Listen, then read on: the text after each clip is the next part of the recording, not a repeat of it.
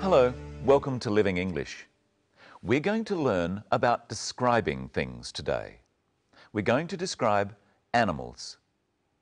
First, look at this episode of our drama, where Steve and Anne spend some time together in a wildlife park.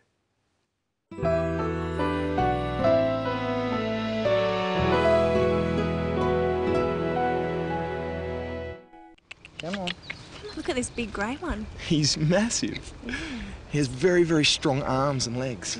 And a big strong tail. Yeah, and ears. Very big ears.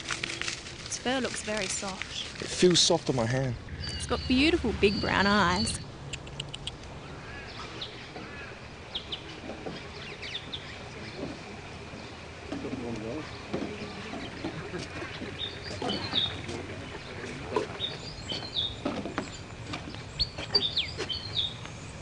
Oh, look at that little black and white one. Oh, yeah.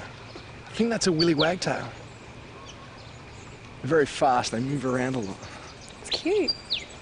It's got such a long tail. Yeah. Oh, look at that bird. Oh, it's a kingfisher. Oh, we have them in Singapore. Really? Look at its beautiful blue back. Very colourful, isn't it? There's lots in Australia, big ones and small ones. We have a very big one called a kookaburra. Has a very interesting laugh.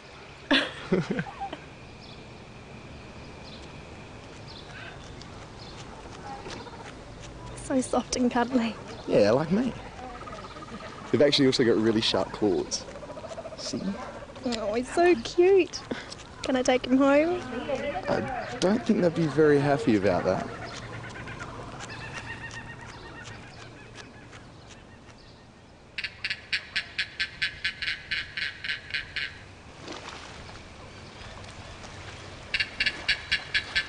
Oh, look at that one.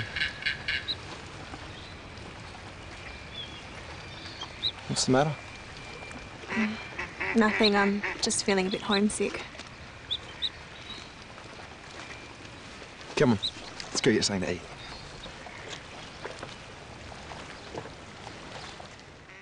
There were plenty of animals there to describe. To start today, let's listen to the way Anne describes a kangaroo. Come on. Look at this big grey one. This big grey one. Anne uses two of the describing words called adjectives, big and grey. When we describe something like an animal, we usually say something about its size and colour.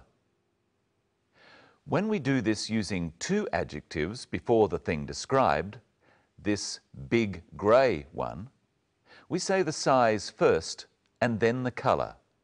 This big grey one. Have a try saying, "Look at this big grey one," with Anne. Come on. Look at this big grey one. Anne says one instead of kangaroo. You can say one instead of a noun that can be counted. You can count birds. One bird, two birds, three birds. So you can say one instead of bird. Some nouns can't be counted, such as milk.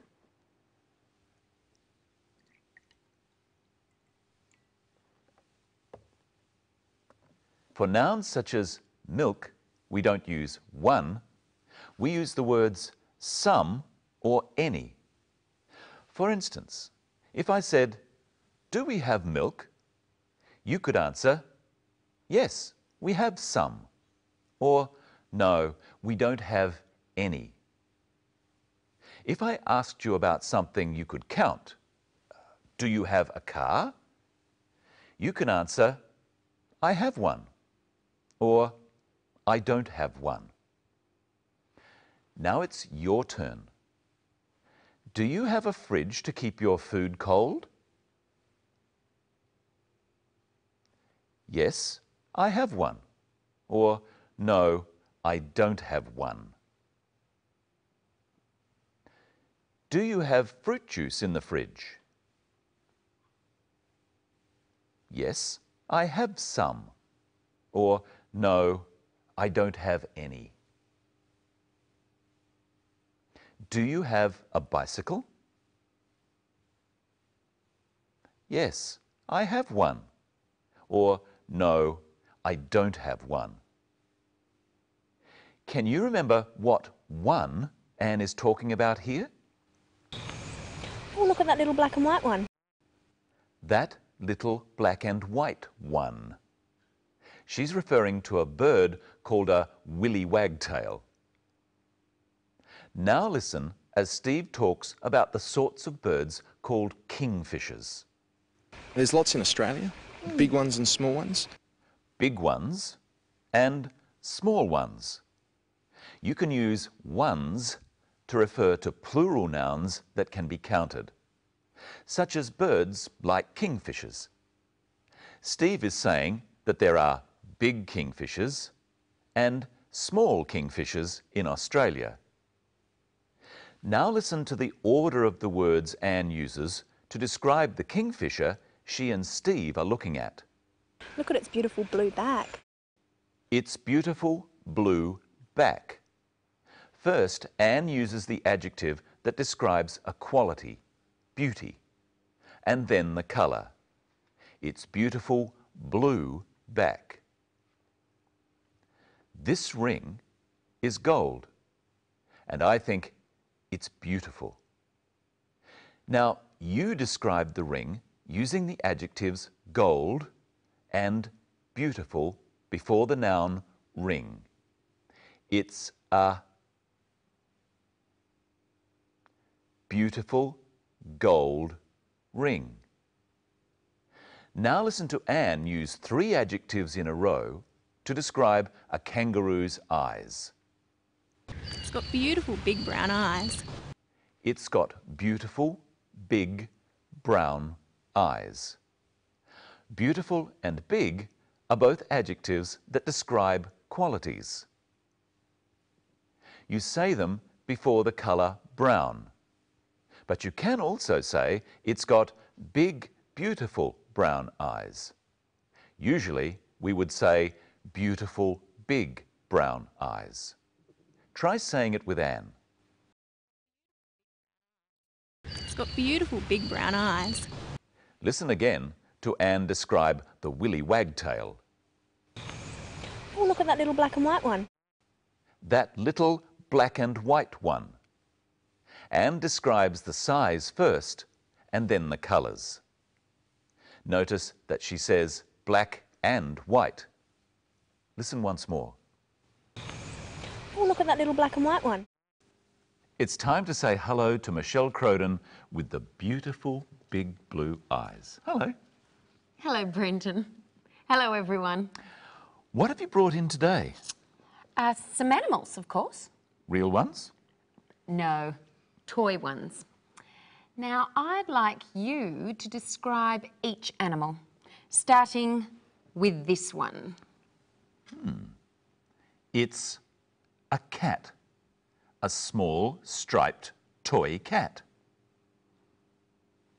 Now it's your turn. What size is the cat? It's small. What pattern is it? It's striped.